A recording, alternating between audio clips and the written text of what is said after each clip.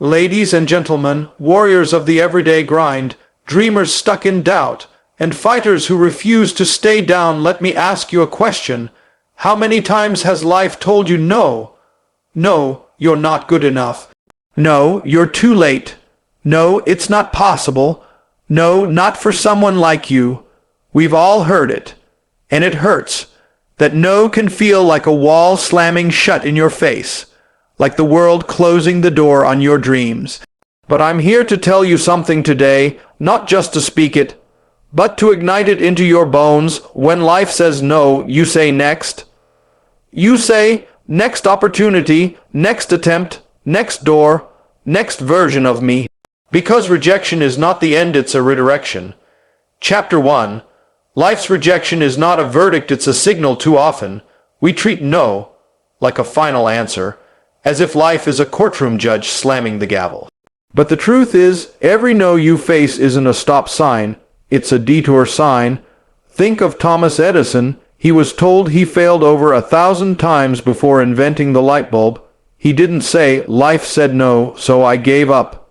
He said, I have not failed, I've just found 0 ways that won't work. What about J.K. Rowling? Rejected by 12 publishers before one said yes to Harry Potter. If she stopped at the first, second, or 10th no, millions would have never held that magic in their hands. So why should you stop at your first no? You were not born to accept the limits life throws at you. You were born to rewrite the narrative. Chapter 2. Rejection reveals the real you. Here's something powerful. Rejection introduces you to your real self, not the Instagram version, not the resume version, the version that stands in the mirror stripped of approval and still chooses to fight. You see, rejection tests you, but more importantly, it reveals you. When you're told no, and you feel like quitting, that's where you find out who you really are. Are you someone who folds, or are you someone who fights? Do you remember when Michael Jordan didn't make his high school varsity basketball team? He could have said, that's it, I'm not good enough, but he didn't. He said next, and next practice, next game, next level, and the rest is history. It's not the no that defines you. It's your next that does. Chapter 3.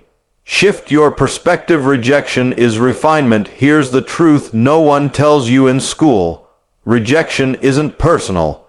It's preparation. Let me say that again. Rejection isn't personal. It's preparation. Every no is sharpening your skills. Every door that closes is teaching you how to knock better, louder, and sometimes how to build your OWN door. Sometimes you have to hear no enough times that you finally learn to say why yes to yourself. That job you didn't get, it was preparing you for the one where you'll thrive. That person who left, maybe it made room for someone who will love the real you. That business that failed, it taught you lessons no book could. If you let rejection make you bitter, you'll stay stuck. But if you let it make you better, you become unstoppable. Chapter 4. The power of saying next. Now here's where the magic happens. The moment when the rejection lands, and you look it in the face and say, thank you for the lesson. Next. That's power. Why? Because when you say next, you reclaim your power. You shift your energy from pity to possibility. You stop chasing things that don't belong in your destiny. You don't need everyone to say yes. You only need the right one. You were never meant to fit in every room. You were built for the right stage, so stop wasting your breath begging for closed doors to open. They're not your doors anymore. You've got a new one to walk through.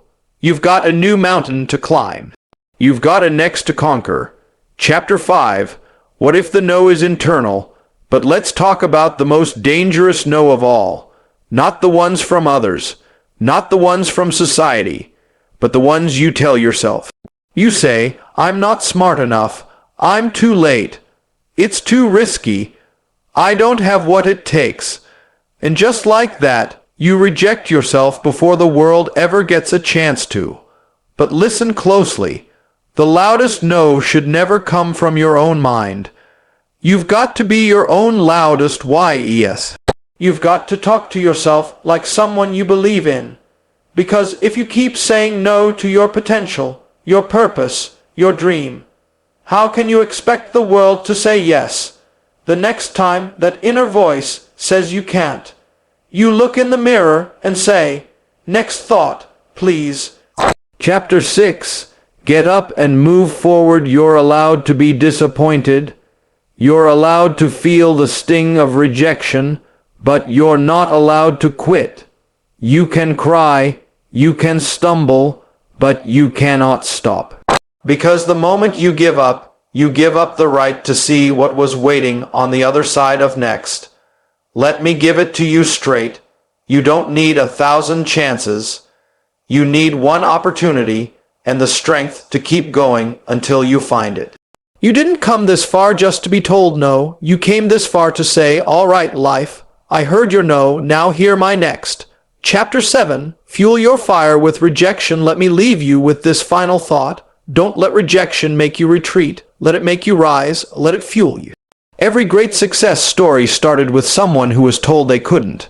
Every mountain climber started at the bottom. Every legend heard no and answered with "Watch me." You're not here to play it safe. You're not here to beg for permission.